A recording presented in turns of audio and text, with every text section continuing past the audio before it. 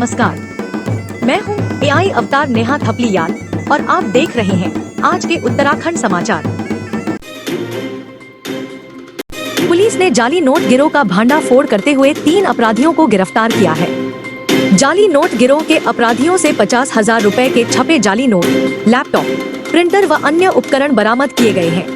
ACP crime निशा यादव ने बताया कि 29 जून को पुलिस टीम को सूचना प्राप्त हुई कि कुछ व्यक्ति एक कार में नकली नोट छापने से संबंधित उपकरण एवं छपे हुए नकली नोटों को ठिकाने लगाने के उद्देश्य से बड़ापुर, बिजनौर की ओर जाने वाले हैं। सूचना को गंभीरता से लेते हुए पुलिस टीम ने तत्काल कार्रवाई करते हुए लालढांग तिराहे के पास घेराबंदी की और वाहन को रोककर तलाशी ली।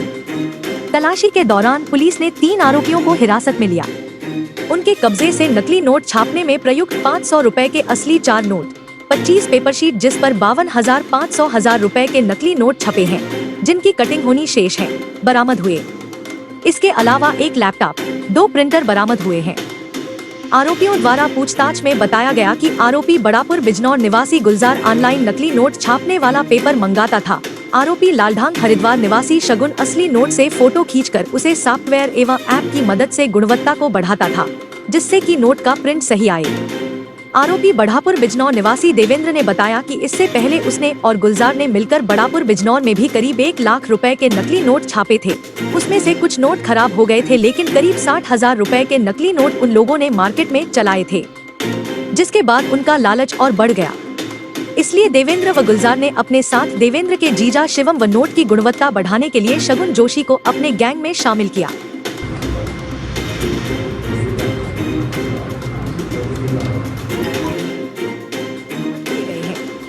पौड़ी के पहाड़ों से निकलकर राष्ट्रीय पटल पर छा जाने वाली उत्तराखंड की उड़न परी अंकिता ध्यानी ने 65वीं national inter state senior athletics championship में इतिहास रच दिया है। उत्तराखंड एथलेटिक्स संघ के सचिव JS कलसी ने बताया कि अंकिता ने महिलाओं की 3000 मीटर स्टीपलचेस में न सिर्फ देश का सर्वोच्च स्वर्ण पदक अपने नाम किया, बल्कि जापान में होने वाले 20वें एशियन गेम्स 2026 का टिकट भी पक्का कर लिया। अंकिता ध्यानी ने 3000 मीटर स्टीपलचेस की बाधाओं को चीरते हुए 9 मिनट 44.05 सेकंड में रेस पूरी की और एशियन गेम्स के क्वालिफिकेशन मार्क को ध्वस्त करते हुए गोल्ड मेडल जीता। इसके ठीक बाद अपनी अदम्य सहनशक्ति का परिचय देते हुए उन्होंने 1500 मीटर दौड़ को महज 4 मिनट 20.78 सेकंड में पूरा कर रजत पदक भी अपनी झोली में डाल लिया। उत्तराखंड के चमोली जिले के थराली विकास खंड के तुंगेश्वर क्षेत्र से डाक विभाग की कार्यप्रणाली पर सवाल खड़े करने वाला एक बड़ा मामला सामने आया है। मामले का खुलासा तब हुआ जब स्थानीय निवासी विनोद पांडे को अपनी पुत्री का आधार कार्ड तुंगेश्वर माल बजवाड़ मार्ग के किनारे पड़ा मिला। जब उन्होंने इस संबंध में पोस्टमैन से जवाब मांगा तो संतोषजनक उत्तर नहीं मिला। इसके बाद ग्रामीणों ने पोस्टमैन के कमरे का निरीक्षण किया, जहां कथित तौर पर 3 से 4 बोरियों में बड़ी मात्रा में डाक रखी मिली। ग्रामीणों के अनुसार बरामद बोरियों में बड़ी संख्या में Aadhaar card, PAN card, bank ATM card, banking दस्तावेज और स्पीड पोस्ट से भेजी गई महत्वपूर्ण डाक रखी हुई थी। आरोप है कि क्षेत्र में तैनात एक पोस्टमैन ने वर्ष 2025 से अब तक की सैकड़ों महत्वपूर्ण डाक लोगों तक पहुंचाने के बजाय अपने निजी कमरे में 3 से 4 बोरियों में बंद कर रखी। आरोप है कि इन दस्तावेजों को संबंधित लोगों तक कभी पहुंचाया ही नहीं गया। इस लापरवाही के कारण कई लोगों को समय पर सरकारी दस्तावेज, बैंकिंग संबंधी कागजात और अन्य जरूरी डाक नहीं मिल सकी। अधीक्षक डाकघर चमोली अजय कुमार ने बताया कि मामले की जांच कराई गई है और संबंधित पोस्टमैन के खिलाफ विभागीय कार्रवाई की जा रही है। उत्तराखंड के बहुचर्चित अंकिता भंडारी हत्याकांड के मुख्य आरोपियों को उच्च न्यायालय ने अभी राहत नहीं दी है। मुख्य आरोपी पुलकित आर्या और सौरभ भास्कर को कोर्ट द्वार अदालत से मिली आजीवन कारावास की सजा के खिलाफ उच्च न्यायालय की शरण में गए थे। मामले की सुनवाई न्यायमूर्ति रविंद्र मैठानी और न्यायमूर्ति सिद्धार्थ शाह की खंडपीठ में हुई। न्यायालय में आरोपियों की तरफ से कहा गया कि मृतक ने खुदकुशी की है और उनका इसमें कोई हाथ नहीं है, इसलिए उन्हें जमानत पर रिहा किया जाए।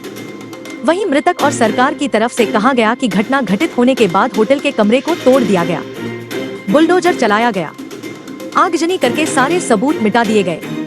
व्हाट्सएप चैट भी इनके खिलाफ है। अगर इनका कोई हाथ नहीं था तो सारे सबूत क्यों मिटा दिए गए? इसलिए इनकी याचिकाओं को निरस्त किया जाए। मामले में उच्च न्यायालय ने उन्हें कोई राहत नहीं देते हुए अगली सुनवाई 20 जुलाई के लिए तय की है। बता दें कि अभियुक्तों ने कोर्ट द्वार कोर्ट से आजीवन कारावास की सजा के आदेश को चुनौती दी है, जिसमें उनके द्वारा जमानत पर रिहा करने की प्रार्थना की गई है। अपराधियों और अवैध हथियारों के नेटवर्क के खिलाफ पुलिस को एक और बड़ी सफलता हाथ लगी है। एसओजी और नैनीताल पुलिस की एक संयुक्त टीम ने मुस्तैदी दिखाते हुए एक अंतर जनपदीय हथियार तस्कर को रंगे हाथों दबोच लिया है। SSP Nainital doctor Manjunath TC ने बताया कि चोरगलिया थानाध्यक्ष तारा सिंह राणा की टीम जब गश्त पर थी, तभी मुखबिर से अवैध हथियारों की तस्करी से जुड़ी एक सटीक सूचना प्राप्त हुई।